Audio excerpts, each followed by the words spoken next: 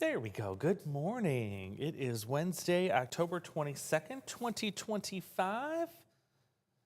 Beautiful shot of downtown Macomb there.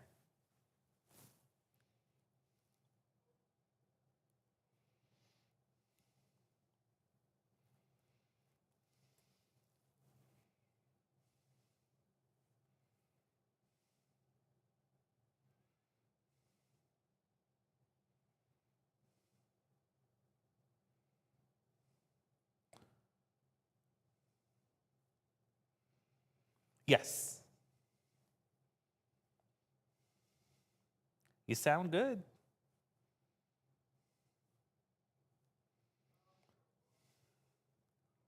Cool. All right, I've got the chat pulled up. And that looks good.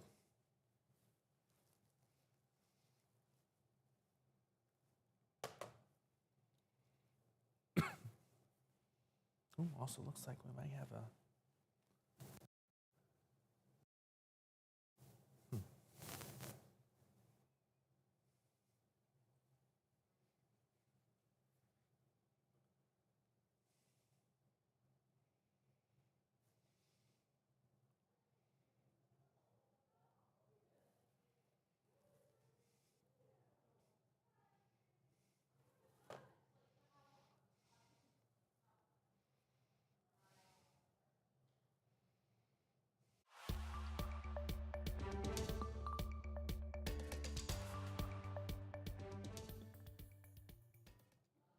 And good morning, Quad Cities. A happy hump day to you. We have made it to Wednesday, and we're just about on the last Wednesday of October already. Second to last here.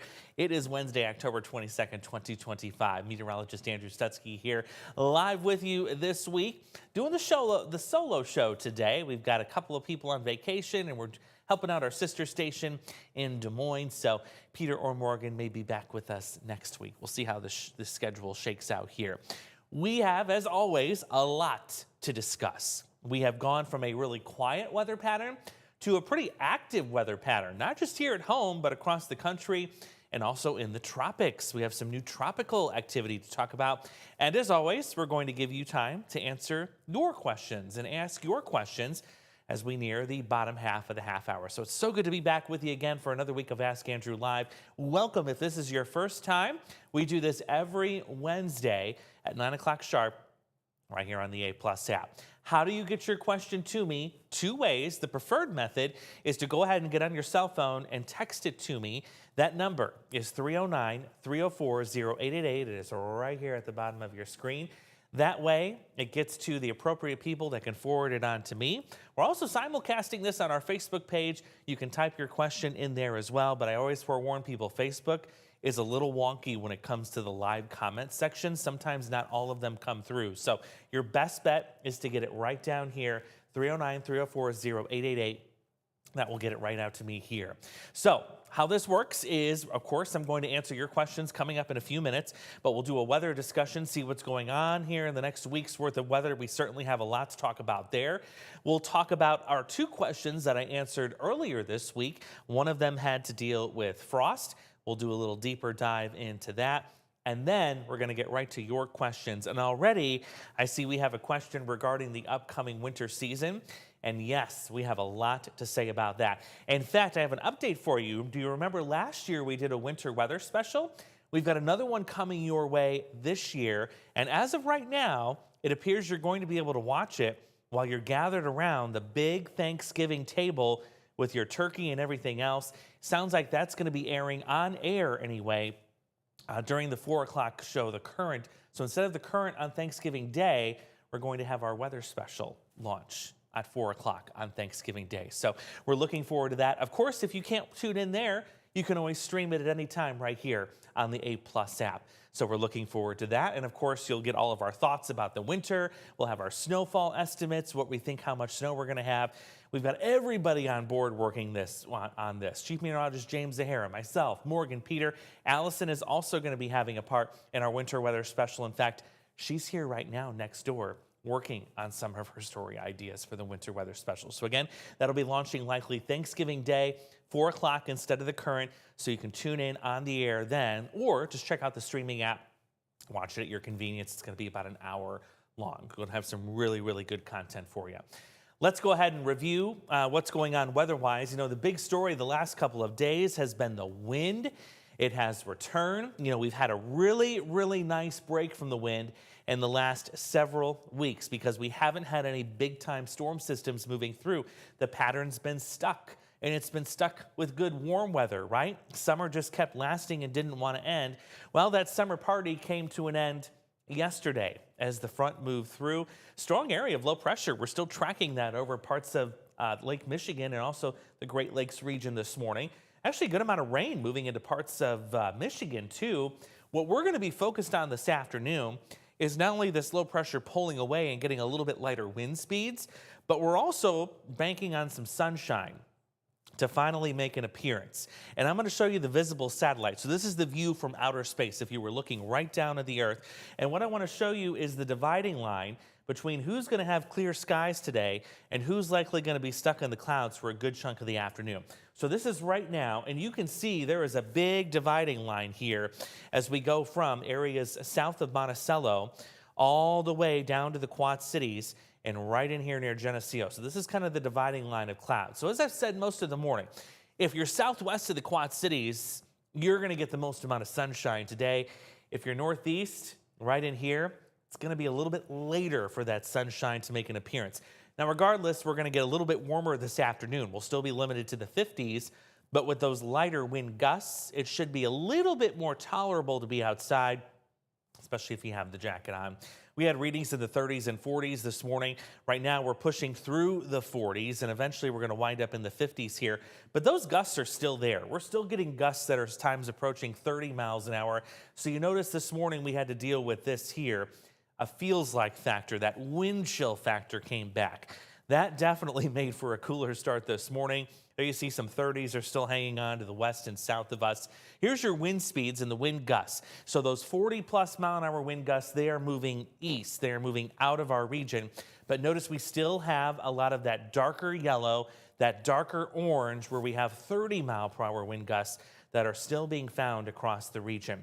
Future Track is right on the money with this forecast today. I'm really impressed with how it's handling this because look at the cloud cover here. By later this morning, that back edge is slowly starting to work its way to the northeast. So if you're south, you're going to get a lot of sun.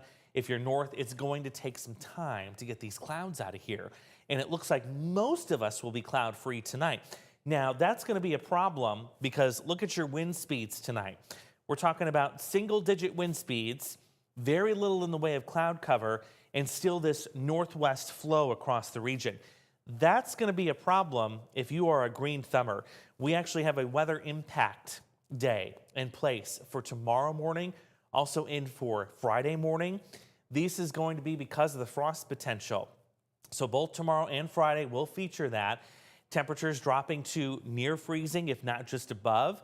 In fact, I think Friday morning we have the potential to drop below freezing for a few hours, especially if you're north of the Quad Cities. So widespread frost is expected. Green thumbers, you know what to do with this. You're going to have to bring plants inside or you're going to have to cover them up. There's a third option I'm going to talk about here in just a second, which I kind of like a little bit better. I think it's a little more efficient and a better use of your time. So just protecting the plants. Also, I think tomorrow morning and Friday morning, you should give yourself an additional 1 or 2 minutes if your vehicle is left outside because you're going to have to do a little bit of window scraping.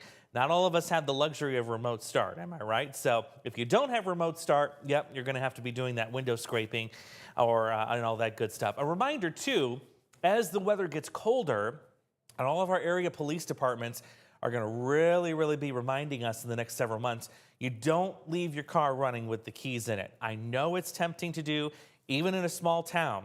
You never know who is around you, who's in your surroundings that has a little bit of a nefarious goal or intent. So let's not do that.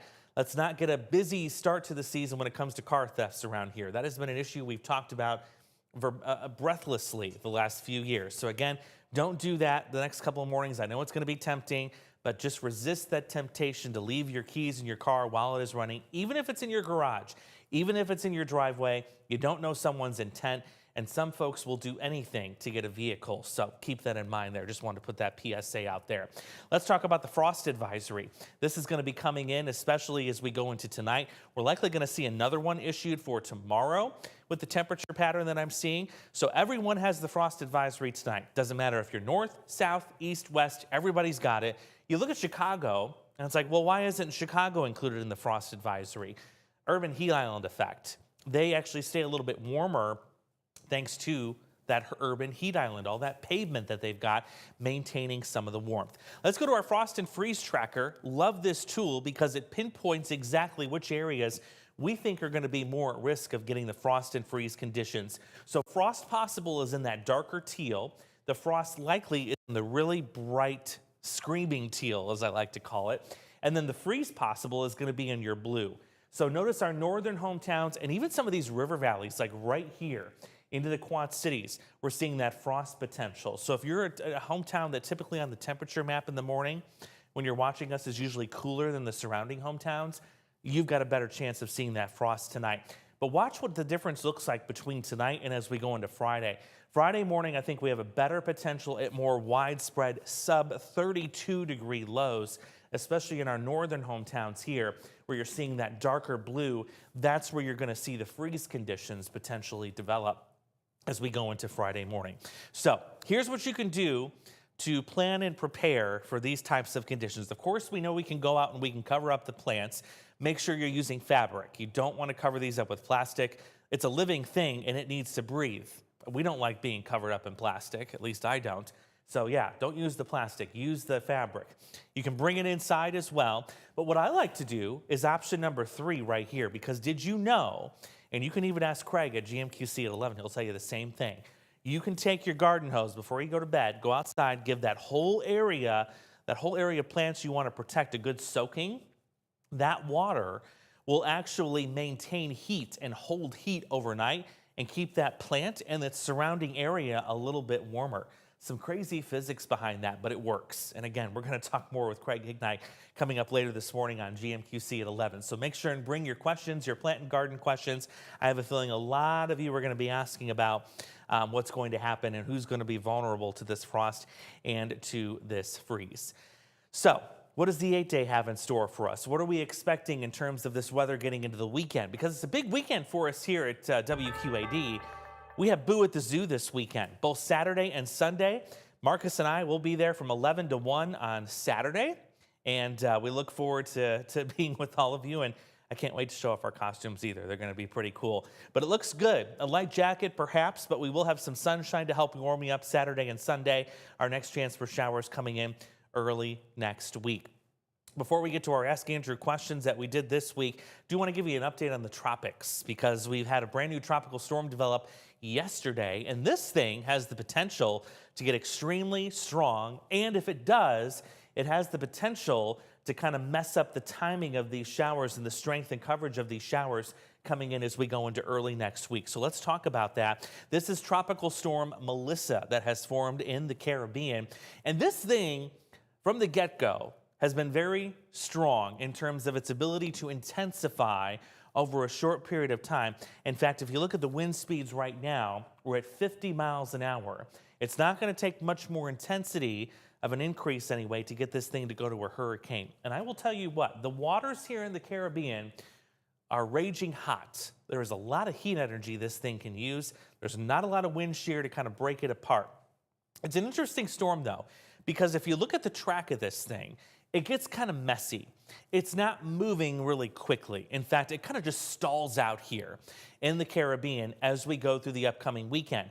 But you do notice here, we're eventually going to get this up to a Category 2. And personally, I think this is going to be stronger than that heading into the weekend. There's no doubt in my mind that we're going to be looking at least a Category 3 storm by the end of this weekend. Possibly even stronger, given the warmth, the water content warmth that we have down here in the Caribbean. But notice this cone. Usually our cone is nice and straight and narrow. This cone is like a complete circle, which is something you don't see a whole lot of. Why is that? Well, again, it's slow movement. Okay, it's not moving very quickly. So that makes the cone of uncertainty this giant circle as it kind of meanders here in the Caribbean. But there's two possible solutions that may come from this. We have some computer models taking it this way to the northeast, taking it back out into the Gulf as a little cold front comes back in, or taking it back out into the Atlantic, excuse me. And then we have another couple of model solutions that take it to the northwest and do take it into the Gulf next week, which would be trouble for the Gulf Coast states. And it would also be trouble for our weather pattern because that would have an impact here. So we're going to be watching that heading into the weekend. Our fingers are crossed, and most of the model data agrees that this thing is going to be dragged northeast with a cold front. It's likely going to go into parts of the DR and also Haiti. But in terms of a U.S. impact right now, it appears it's a low threat. It looks like it's going to get carried back out to sea. Nonetheless, again, it is worth watching, especially if this storm can become a major hurricane and strengthen quickly. Those storm systems can have a mind of their own and go wherever they want, regardless of whatever pattern you may have in play. Going to get interesting, that is for sure. We'll see what that looks like. Lastly, Halloween. What's Halloween looking like? Let's pull up the 14-day because Halloween is now in our sights, as well as the end of daylight saving time. Don't forget, that's coming up here in a week from Sunday. So Halloween right now, we're trending dry with temperatures in the 50s, but it looks like trick-or-treating, especially after dark, will be in the upper 40s. So you will want a warmer costume this year. Not looking at any rain or snow, at least as of right now. That's looking really, really good. Let's go to our Ask Andrew questions, and then we'll go to your questions. These are the two questions I handpicked this week. Some of these even come from our show right here, so we can do a deeper dive into them. The one I chose this morning to cover, and then I'll show you the one earlier in the week.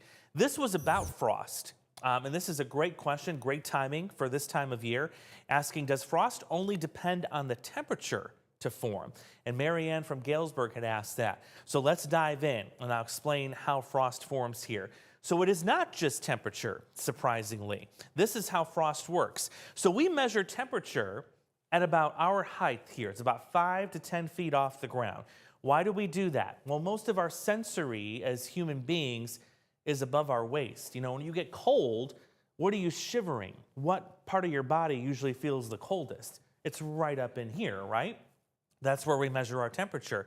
It doesn't make sense to have a thermometer 20 or 50 feet in the air where we don't live. This is our living space, if you will. So we always measure at about 5 to 10 feet off the ground. However, if you have joined Morgan and I for Storm Trek 8 University way back in the day, you know that cold air has a certain property that can make that temperature 5 to 10 feet off the ground feel even colder at the ground level. And that's what we're talking about here with frost. That cold air is dense. It's a lot more dense than warm and even humid air. And the fact that it's denser means it's heavier and it sinks toward the ground. So what happens is you could have an air temperature measured with our thermometer of 35 degrees, but you go to the ground level and you could have a temperature below freezing. And that's what I'm showing you here in this case. So because of that difference in temperature and also a difference in moisture content as well, you get this frost that forms at the ground. So it's not always about the temperature when it comes to the frost threat. You could look at your Storm Track 8 app and say, well, tonight's low is going to be 35. I'm not going to have to worry about frost. Look at that. That's not the case because the low temperature at the ground, the coldest part of the night, could actually go below freezing, forming that frost. So that's something a lot of people don't know about. Also check this out too. This is our first frost history for the last several years. Don't have 2024 on here yet. I'll have to add that a little bit later. But I want to show you just kind of how neatly clustered a lot of our frosts have been. We have seen a lot of them right around this time. So for once, I can say Mother Nature's actually on schedule in the Quad Cities. I can't say that a lot around here. We have a lot of wonky things that happen. But you can see a lot of this is scheduled or centered around October 15th to the 20th. We're going to be going into the 23rd, 24th in the next couple of days, so that is expected. It is expected that we have our frost this time of year. The latest one I can see here is 2016, where we had to wait until the second week of November to get our first frost. That was a warm fall season. That's not going to be the case this year at all. All right, lastly, what I want to talk about is the question that we had on Monday, and that was daylight saving time. That's always a popular topic to talk about because there's two camps of people when it comes to daylight saving time. There's ones that want to keep it and keep going on and off of it, and then there's others that want to get rid of it completely. So I'm going to search for my graphic here really quickly because I'm going to show you the two examples of what could happen depending on what your preference is here. So we'll start with example number one. So this is for the folks that want to get rid of daylight saving time permanently. You'd never want to go back on it again. So we follow that in the winter. Obviously, there's no change. But the big change that you notice is in the summer, for a few weeks anyway, especially in I believe it would be June, this is your sunrise. It's at 4:15 in the morning. Now, myself, Ava, and Devin, and all the folks on the morning show, we would be thrilled with this. That makes it a lot easier to wake up in the morning. But those of you that have kids, or maybe you're not a farmer and you like to sleep a little bit later, that would be a really, really early sunrise for you. Not to mention, you know, if you're a fan of those really nice long summer evenings, your sunset's going to be a bit earlier at 7:30. So you don't get that nice long evening daylight. So that's a change there. One of the other options is to get on daylight saving time and just make it be year-round. Here's what happens with that. Of course, we do that now for the summer months, so there'd be no change there. So we're talking about a change in the winter. And this is a change that not a lot of folks are happy with, especially those of you that have kids that have to walk to school. And really, any of us that need caffeine to get going too. Look at your sunrise in the winter. It would be, for a few weeks anyway, as late as 8:30 in the morning. That's a lot of kids going to school in the dark. That's a lot of you going to school in the dark. And you get a little bit more daylight here at the end, though. Your sunset at the peak of winter in January would be delayed until 5:30. But you're really going to have a consequence early on, though, after this time change of those much later sunrises. And I don't know about you, but I think an 8:30 a.m. sunrise, ooh, that would really make it hard to wake up. I think a lot of us would be really, really tired. So do we stay on it? Do we get rid of it completely? Do we just keep doing this round and roundabout thing until the end of time? That remains to be seen. A reminder, it takes an act of Congress to do that, to change this. And last we checked, and pardon the old graphics here, the last time they tried to do anything with this, that is our government elected officials, it passed the Senate with unanimous consent. It had no problem there, but it got to the House, it stalled in committee, and then the bill died, and nothing has happened with it since.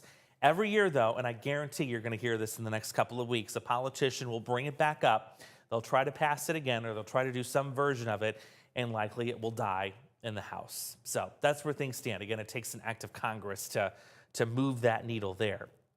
Let's see what we've got for some questions here, and we'll dig right into those. Again, I want to thank you guys for joining me again this week.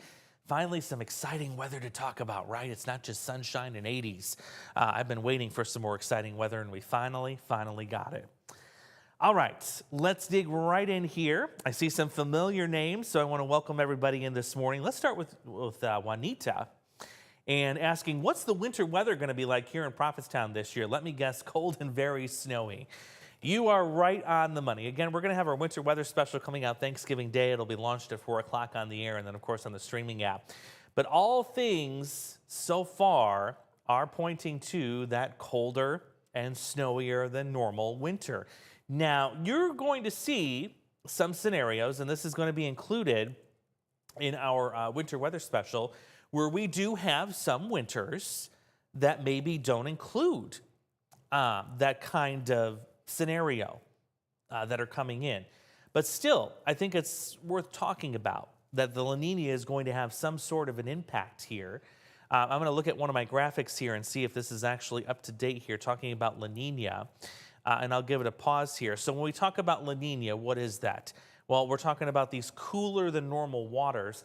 In fact, this La Nina that's ongoing right now is actually a little bit stronger than the last one we had not that long ago. So that's why we're thinking this is going to have more of an influence. But when you talk about that cooler than normal water, even hundreds and hundreds of miles to the south of us, it has an impact on our jet stream.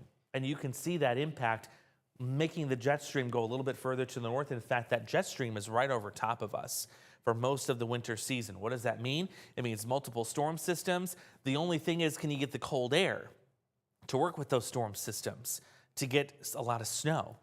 Past history has told us that, yes, we've been able to do that, more than half of our La Nina winters have had more snow, have been colder than normal, and have also had more rain compared to normal as well. So it's something we're going to continue to monitor. Again, the strength of the La Nina will be key. We've also been monitoring some warmer than normal waters off the Pacific Northwest, which would normally displace the really cold air from Alaska, carry it down this jet stream and send it right in our direction. Those warmer waters, though, have actually been weakening the last couple of weeks. So if we don't see a resurgence of that, I think our winter forecast is a little bit more up in the air. But if we do see a resurgence of those warm waters here off the Pacific coast, that could really mean we're in for a very cold spell for the upcoming winter. So again, our winter weather special coming up Thanksgiving Day. That'll be at 4 o'clock. We'll have all of our thoughts there, our snowfall estimations, and you can also stream it here on the A+ app as well. I'm curious about the winter every day. Don't you worry. It's always in my mind. Good morning to Billy from Clinton. It's good to have you back with us again this morning. With last week's discussion being about nor'easters, it got my mind thinking about them, and I have 2 questions about nor'easters. My first question is, can a nor'easter produce a derecho? My second question is, do you think National Weather Service officers will start naming them while also giving them a category similar to hurricanes? Thank you for your time, and we hope that you have a wonderful day. So yes, that's a great question, Billy. And to review, if you weren't familiar with what we talked about yesterday, if you missed it, let me see if I can pull up my little explanation here as to what nor'easters are. So nor'easters, it's a fancy name for a very strong area of low pressure that goes up the East Coast. And this is what it looks like on satellite. It almost looks like a hurricane, the only exception being you have this really, really big dry slot of air out ahead of it. So with a nor'easter, it can get very strong. You can get very strong winds, 80, 90 miles per hour. The only difference is with a nor'easter, this is an actual area of low pressure. It has no tropical characteristics whatsoever. With a normal area of low pressure, it has what we call a cold core of air associated with it. A tropical system has a warm core associated with it. It doesn't involve cold air. It still gets strong, but it's a totally different process. So I do not expect the National Weather Service will ever name nor'easters. I also really don't see much of a derecho potential with nor'easters either, because most of the thunderstorm activity associated with nor'easters is kept offshore. It really doesn't have much of a chance to get onshore to produce much thunderstorm activity. So great question. Yeah, derecho's not really common with this. The thunderstorms are offshore in the ocean. And no, I do not see the National Weather Service naming them. The Weather Channel does that sometimes, but we do not, and the government does not either. Great, great question, Billy. Jessica was asking about Halloween. Again, if you missed the 14-day, we think Halloween's going to be a little cooler than we would typically expect. I think trick-or-treating, we're looking at low 50s, some upper 40s coming in, and right now the forecast is holding dry for late next week. Not seeing any rain chances coming in then. We have Chris and Kayla watching from Walnut. Can you help explain what the ring is around the moon in these colder days? So yes, I can definitely explain what the ring around the moon is. It is, kind of think of it as like a sundog, but we call it a moon dog. I might have a graphic in here. I'm going to search for this really quick and see if I have, because I know I've talked about this before with this little ring around the moon. Whether I have a graphic saved for it, that's another question. If I don't, that's okay, and I can explain it verbatim. That's not going to be a problem. I don't see anything there. It's kind of like a sundog. Okay, so yeah, I don't have anything, unfortunately, and that's okay. No problem. So the ring around the moon, especially on the colder days, and this is especially true in the winter, the ring around the moon is caused by water droplets, frozen water droplets that are suspended in the atmosphere. The colder the temperature, the more of these little ice crystals you're going to have. And that is the reason you're seeing that ring around the moon, is all that moonlight reflects off those ice crystals. And like we see a sundog, especially in the wintertime, that's when you see that ring, that rainbow ring around the sun, and it especially gets emphasized on the two sides. This is essentially the same process, except you're talking about the moon. It's all about the moonlight reflecting off of those water crystals that surround the moon in the upper levels of the atmosphere. I wish I had a graphic on that. I thought I did it one time, but I'm not seeing it in my library unless I called it something else. Great question, though, Chris and Kayla. Thank you. Tyler, what does this upcoming winter look like, and when do we typically see our first freeze of the fall? I went over the first freeze couple of weeks ago, actually, we talked about that, and I had a nice graph that had all of the previous frost freeze dates, and we typically see the first freeze at the end of the month. That's the average. So we're going to be coming up on that. We still think the freeze will likely happen later this week. It's going to be Friday morning that we're likely looking at the first freeze of the season. I don't think I'm going to be able to pull it up quickly here. Or actually, there it is, right here. So this is the graphic I was talking about, the first frost and freeze dates. So this is all of them since the 1930s. So you can see the average here is right between the 5th of October and about the first week of November. So we're falling in line pretty good. If we have our first freeze this year right here, we'd say that's pretty average. The latest we've ever had has been well into November. So I would guarantee here, especially based on historical averages, we're going to see that first freeze either this week or next week. If we don't see it this Friday, as you saw on the 14-day, we have 50s in the forecast next week, or for week number 2. We'll definitely likely see it next week, if not the week after, based on not just the average, but based on the weather data that I showed you with the 14-day outlook as well. Let's see, we have Deb from Monmouth wondering, why is it always so wet outside on mornings when temperatures are in the upper 60s and lower 70s and the dew points are really low? Thank you and keep up the great work. Well, thank you, Deb, for that question. So that has to do with that difference in moisture content. So when you have a discrepancy like that between the temperature and the dew point, relative humidity also plays a role in this as well. You get that morning dew that forms on the ground. You could even be in the midst of a drought, for example. There couldn't be hardly any moisture in the ground whatsoever. And we've seen that early in the fall and also late in the summer. We still got dew to form on the ground. Why is that happening? Well, it all has to do with that discrepancy between the dew point and the temperature. That can tend to squeeze out and actually form a little bit of that moisture onto surfaces like our yards and the tops of our cars. So that has to do with those two things that we measure. Even the air could be dry, you're still going to get enough humidity with that difference in the temperature and dew point to cause that dew to form. So that's a really good question there. Let's see who else we have this morning. Oh, we got a lottery agent in the chat this morning. You could ignore that. That's a bot. Nobody has won the lottery in here. We do not do that on this stream. Riley is asking, why do hurricanes always know where they're going? This is our joke of the day. Why do hurricanes always know where they're going? She says the answer is they have a great eyesight. They have great eyesight. That's always good. Thanks, Riley, for coming into the chat this morning. With that, we're all caught up. Again, ignore the bot in the chat. Nobody's won the lottery. I have no money to give away. I'd be the last person you'd want to come to for money, trust me. That'll wrap us up here for Ask Andrew Live. I hope you guys have enjoyed this episode this week. A reminder, we do this every single Wednesday, even the days I'm on vacation. Morgan and Peter and some other folks stand in for me, which I greatly appreciate. But you can always rewatch this episode and take a look back at other episodes right here on our A+ app. So I will see you guys coming up on GMQC at 11. And if I don't see you then, hopefully we'll see you next week on Ask Andrew Live here on the A+ app. Have a great day, Quad Cities.